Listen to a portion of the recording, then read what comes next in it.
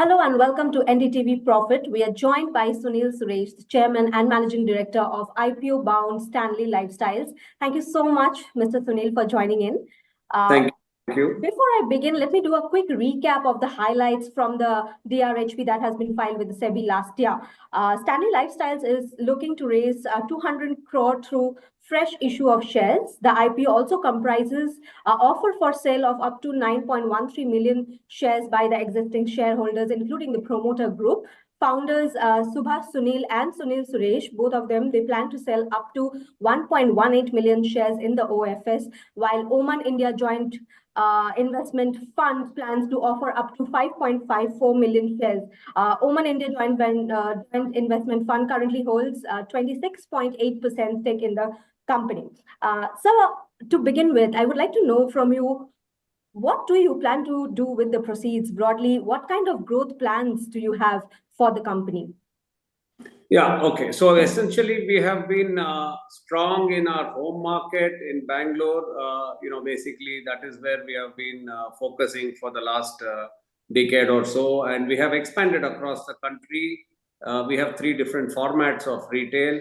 And now we wish to kind of expand further into various other metros, have a stronger presence with all 3 formats in various metros, and then also kind of take the store count or the experience center count to about 100 in the next 2 years. So most of the proceeds will be mainly for front-end expansion and a little bit for back-end expansion. Back-end, we are already quite done with our expansions. We have 2 facilities in Bangalore and we have capacity, not an issue. So most of the funds would be used for front-end expansion and growth. All right. We have seen luxury spending in India growing at a rapid pace. Within furniture, I would like to know from you, how does the demand scenario look like, and how do you plan to capitalize on the luxury boom?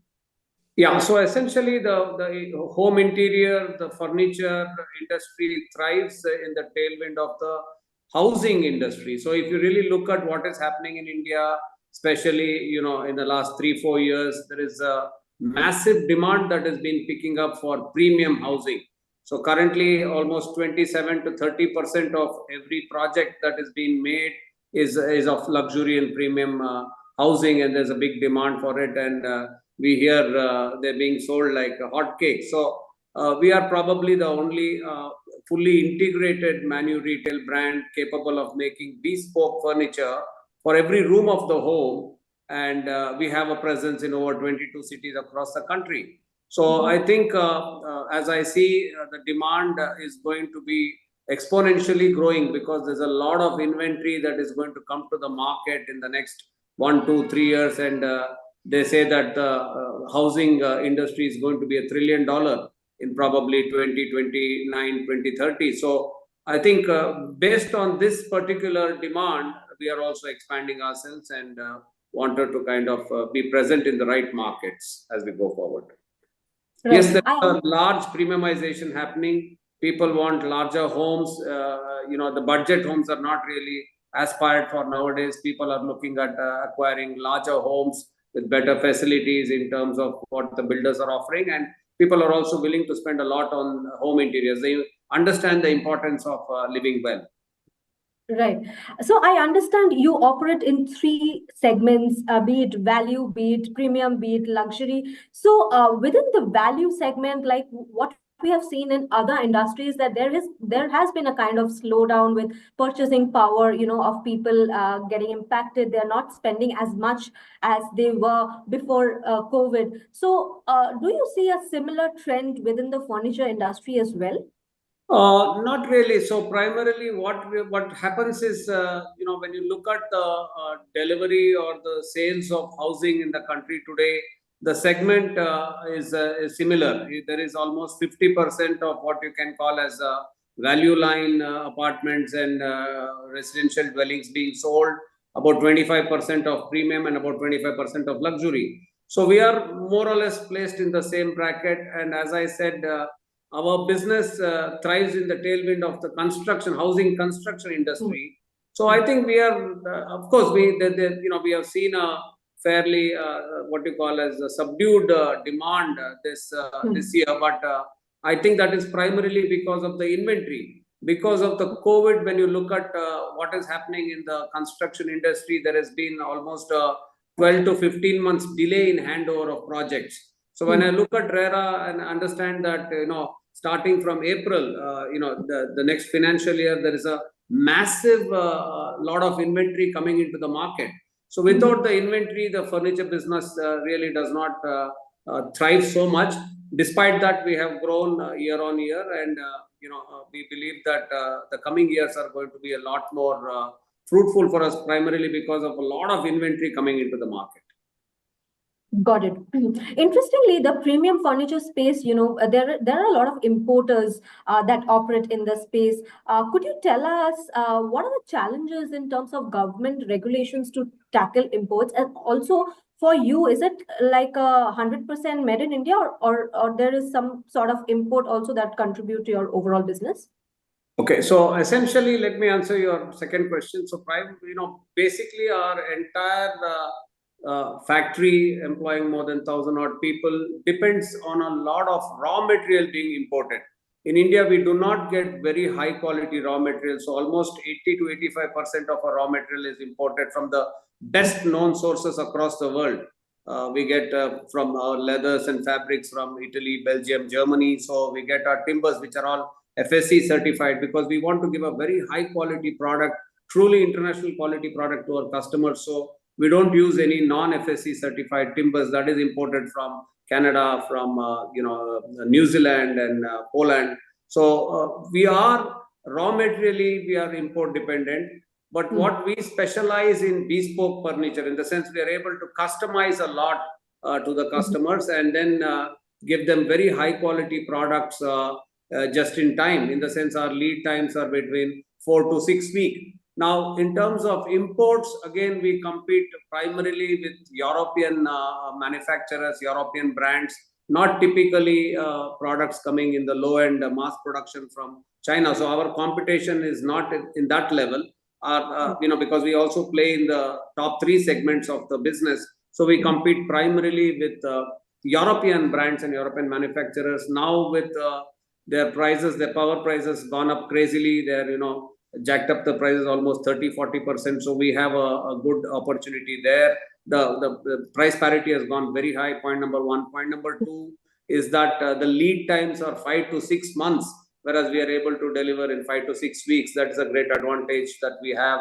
Of course, we make in India, of course, but also the fact is that we have a lot of European influence in our products. We have European designers sitting and designing our products. We also have European skilled people coming and encouraging our team to deliver better quality. That is happening for a very long time. So we have been Stanley has been very focused in catering to the premium and luxury segment. That's what the brand has always done. So we don't see ourselves moving down in terms of the value chain, and we want to play in that segment. So does that mean that there is not enough scope for local sourcing when it comes to the furniture industry, especially in the premium side of the business? Exactly. So there is, when you look at a very high quality material palette requirement, unfortunately in India, we do not have those resources. We do not have those sources. Yes, it is definitely getting better. We have also started localizing a lot of stuff. And I think it is going to be organic. And now with certain scale, we are able to, call for certain JV with certain European people. They will come and set up, supply chains for us here. So that is happening, but it's not immediately ready. The market, what I call as the ecosystem, is not fully ready just yet. Right. So, coming to my next question, this is about Stanley.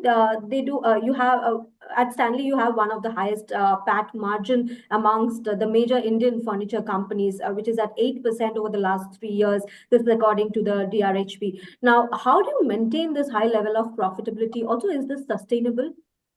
Yes, very much so. Because for us, as I look at it, I think the real opportunity is just about starting with the premiumization happening, and people are willing to spend a lot more today.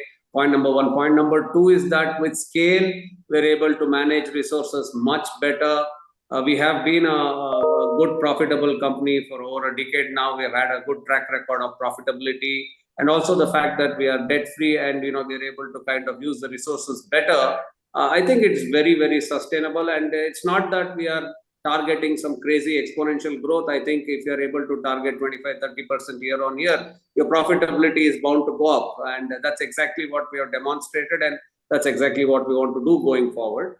So I think from a standpoint in terms of the scale today, we are at a point where we are going to get a lot more scale going forward, and I think the brand has been well established, and it's also been well received in terms of its presence in the 3 different segments. So with scale, I think we'll be even more profitable as we go forward. Got it. I understand that you can't disclose numbers, but the latest financial figures that we have is of FY23, when you clocked revenues of 408 crore, which is again a 43% growth year on year. But you did mention that going forward, your growth would be in the range of 25 to 30. So what is there an exceptional gain that happened in FY23? No, it is. I think there was as I see it, there was some amount of pent up demand, because of the COVID, and we did some good growth that year. I think if you look at the last 3 quarters, there's been a pent up demand for travel, and also, like I mentioned, the inventory has not been handed over. But then that is again going to start correcting itself going forward, because the inventory is coming, and the pent up demand for travel also is kind of now fulfilled.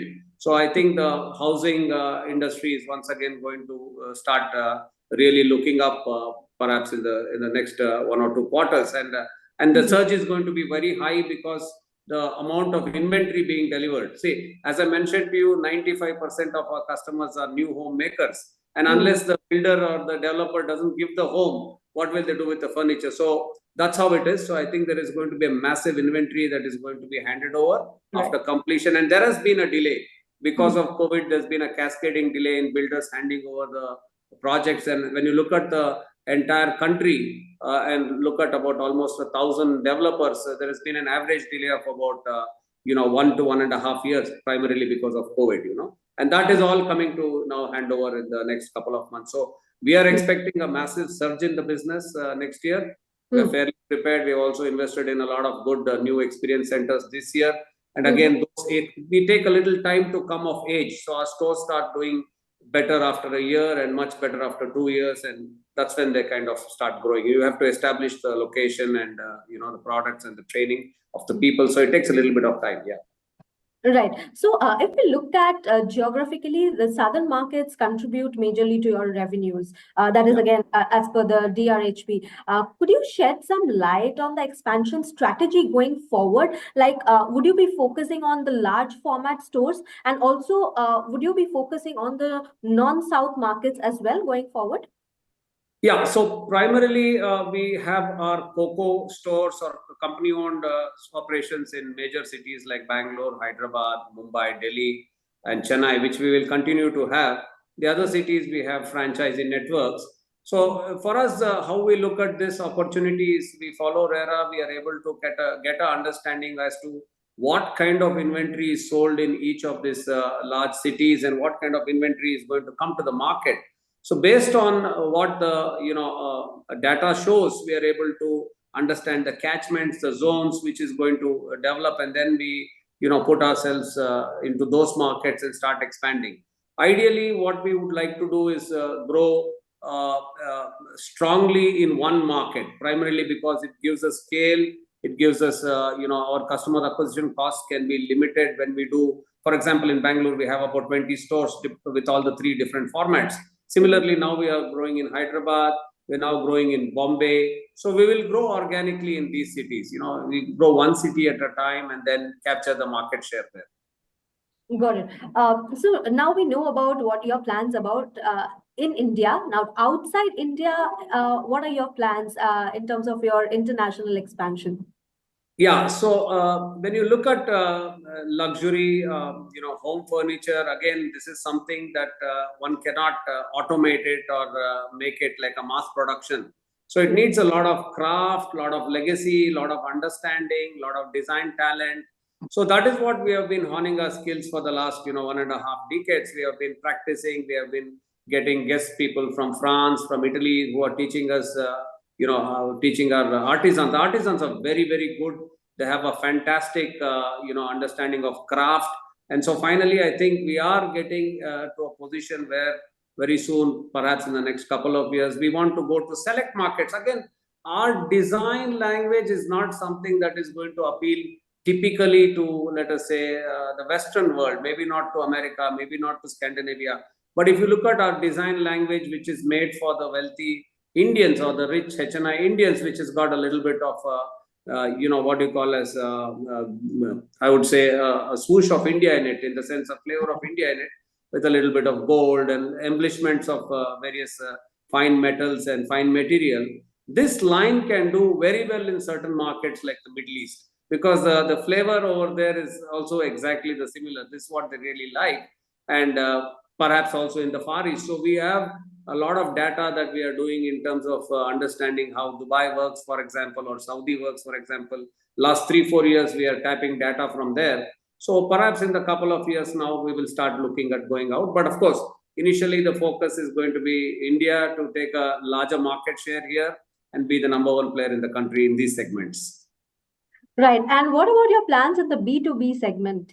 Yeah, I know you are also looking at B2B segment. Yes, again, like I said, we have not kind of gone into the mass manufacturing, and we have held ourselves in a very, I would say, niche position to be considered as a premium brand or a premium product manufacturer. So today, I think the B2B business also is growing very well, and we have a lot of inquiries coming for high-end projects. So we have done a couple of airports. We have done also what we call as business class lounges, and we are now looking at certain large MNCs which have got a good budget, so to do B2B. And also we have done some very boutique restaurants. So that is something that when the market needs something premium, they will come to us. So we are not very actively marketing there, because it is a very, I would say, low margin kind of a business, and we don't want to be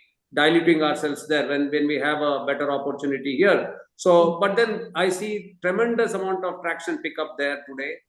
We have a lot of inquiries coming for boutique projects or high-end projects which have got good budgets. So we will definitely indulge in that as and when the market matures and premiumization starts happening there also. Right. So what is the current share of your B2B and B2C mix? We are 20% of our business is B2B, 80% is B2C brand-driven business. Okay. And maybe in the 3-4 years down the line, where do you see this mix? I think it would be similar, because we see a tremendous amount of growth in both the segments. And for some reason, I think, like I said, we will focus on B2C primarily because it is a brand-driven business. We have better control over the business, and we have a opportunity to directly interact with our customers, whereby word of mouth is very big in our business. And that's how we have kind of grown so far. Right. Lastly, sir, I would like to know, in terms of your offer for sale, what would be the total size of the issue? Is there a number in mind? So we are offloading, I think, about 9.13 million shares. So in terms of value, we would not like to disclose anything right now. And we know that we have created a good asset, and let's see what happens going forward. Yeah. All right. Thank you so much, Mr. Sunil, for joining us. It was a pleasure talking to you, and wishing you all the best. Thank you so much. Thank you once again.